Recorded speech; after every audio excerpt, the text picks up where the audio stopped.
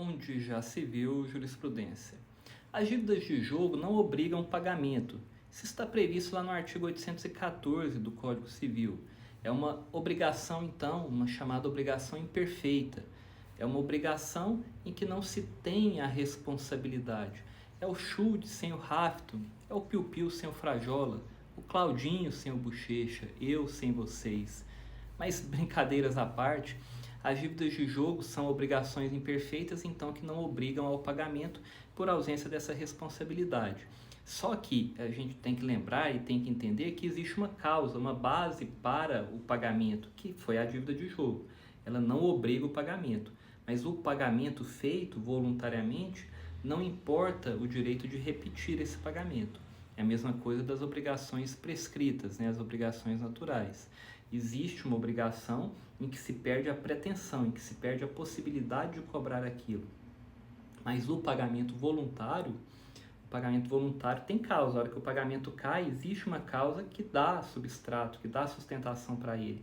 E não é possível pegar de volta aquilo que se pagou voluntariamente por conta de uma dívida prescrita, por conta de uma dívida de jogo, né, por conta de uma obrigação imperfeita ou uma obrigação natural.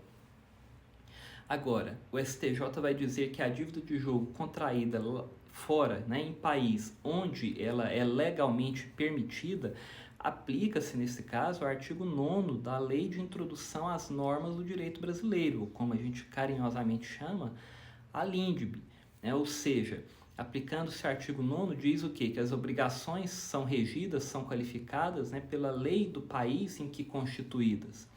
E se lá no país, né, lá onde a dívida de jogo foi contraída, ela era legal, ela era permitida, ela pode ser posteriormente cobrada aqui no Brasil. Então, o que aconteceu nesse caso? A pessoa foi lá para fora, sei lá, Las Vegas, lá nos Estados Unidos, não sei onde, jogou, apostou e não pagou a sua dívida. Voltou para o Brasil acreditando que não precisaria pagá-la, aquele dinheiro que ele perdeu lá. Chega a cobrança aqui, ele se defende disso, fala, dívida de jogo não obriga pagamento, mas não obriga pagamento quando constituída aqui no Brasil, constituída em lugares onde ela é regular, então obriga sim o pagamento e pode inclusive ser cobrada aqui no Brasil. A doutrina, a literatura aponta, né, um caso antigo que já houve nesse sentido, então o STJ já decidiu várias vezes nesse sentido. Aponta um caso antigo em que dizem que um técnico de futebol muito famoso no Brasil também já tentou se valer desse expediente.